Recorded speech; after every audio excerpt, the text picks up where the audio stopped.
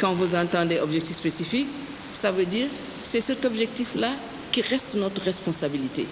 Aujourd'hui, le ministère de l'Environnement et du Développement durable doit rendre compte des moyens qui lui ont été affectés pour réaliser ces objectifs spécifiques. Ça veut dire quoi? Ça veut dire que le ministère de l'Environnement doit à 100% réaliser ses objectifs. La différence avec l'objectif global, c'est que le ministère de l'Environnement contribue à la réalisation de l'objectif global. Parce que cet objectif global relève de la responsabilité de la nation entière. Donc ce que nous faisons, y compris ce que font les députés, ce que font la société civile, les membres de la société civile, ce que font les syndicats, ce que font les associations, les ONG, etc., tout le monde. Là, le ministère de l'Environnement contribue, bien que sa responsabilité est de coordonner l'action du gouvernement. Mais pour les objectifs spécifiques, le ministère de l'Environnement est tenu à 100% de les réaliser. Pour cela, nous avons identifié les 4 programmes qui accompagnent la réalisation de ces objectifs spécifiques. Nous avons le premier programme qui relève de l'objectif spécifique 1, donc de l'axe stratégique 1, qui est la lutte contre la déforestation et la dégradation des terres. Je ne vous apprends rien, certainement, parce que tous les jours, nous sommes dans ce combat de lutter contre la déforestation, surtout dans les derniers reliques forestiers de notre pays, dans la partie sud. Ce n'est pas pour rien que le chef de l'État a pris la responsabilité de mettre à nos côtés l'ensemble des forces de défense et de sécurité et de prôner la tolérance zéro pour ceux qui détruisent la nature dans la partie sud. Un objectif parce que nous avons signé et ratifié la Convention. Cet objectif s'abat sur nous et nous avons la responsabilité de préserver entre 8 et 12% de notre couvert végétal. Il relève donc de la responsabilité des législateurs que vous êtes de vérifier ce que nous sommes en train de faire quant à la préservation de nos ressources naturelles. Surtout pour rester dans les quotas fixés. Ces quotas fixés, nous les avons, ça devient une obligation parce que nous sommes obligés de transcrire les conventions que nous avons signées au niveau national. Donc nous sommes dans le cadre de ça. À côté de cette conservation de la biodiversité et de la gestion des aires protégées, dans le cadre de la réalisation de cette convention, nous avons la stratégie nationale sur les zones humides également. Et la toute dernière mesure, et la toute actuelle, et une des mesures les plus urgentes qui a été prise par le chef de l'État, c'est d'ériger le technopôle dans toute sa dimension en réserve urbaine naturelle et en excluant toute forme d'occupation. À partir de là, le ministère de l'Environnement a mis déjà 30 agents assermentés sur le site et nous sommes en train de faire sortir toutes les occupations régulières comme irrégulières parce que le décret dit que les bails, les titres fonciers, tout compris. Donc il n'y a plus aucune forme d'occupation et les derniers qui résistent, je pense que céderont bientôt. Je suis en train d'utiliser le langage. Quand je revenais d'une cérémonie à Guédiawaye et je passais par là-bas vers 23h minuit, j'ai vu environ 30 enfants qui trimbalaient dans cette zone, sur la zone de Technopole. Quand vous partez de la route nationale, vous remontez sur la corniche de... Oui. Et juste au bout, juste après l'arène nationale, j'ai aperçu des enfants, j'ai freiné pour voir ce qui se passe.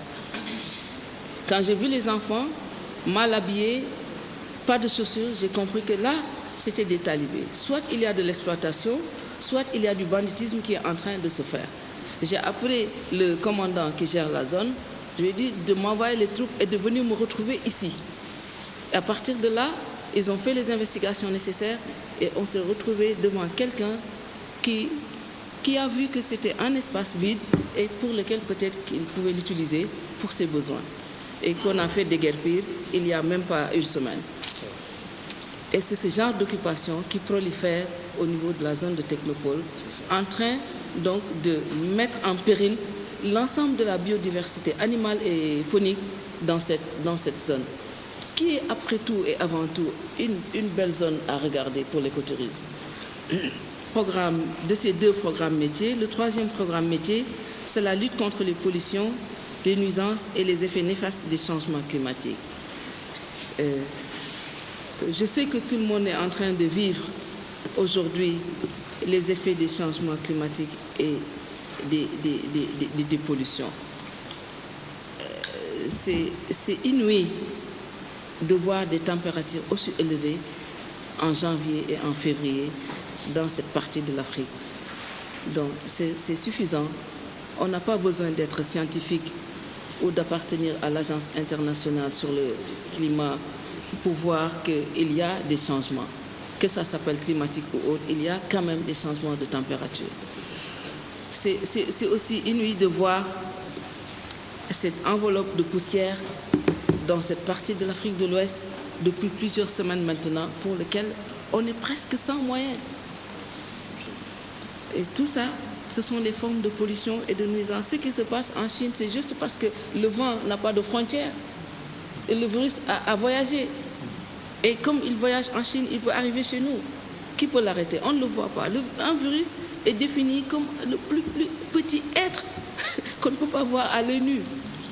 Quelqu'un éternue, tu attrapes la maladie. Quelqu'un parle, tu attrapes la maladie. Donc, voilà tous les effets liés aux pollutions et aux nuisances dans le monde d'aujourd'hui et les effets néfastes des changements climatiques pour lesquels le Sénégal et je peux utiliser ce mot, est dans le tempo du monde entier.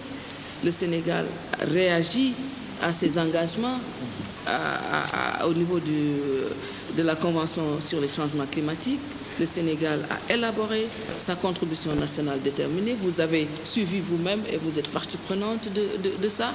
Dans cette contribution, vous avez vu toutes les actions libellées, chiffrées à mettre en œuvre donc, pour faire face aux effets néfastes. Ce qui est poursuivi pour cet axe 2, c'est donc d'intégrer les principes du développement durable dans les politiques publiques, la gestion du cadre de vie, la promotion de moyens d'existence, la résilience des groupes vulnérables et les modes de production et de consommation durables, pour lesquels nous sommes tenus aujourd'hui de changer notre façon de vivre avec la nature.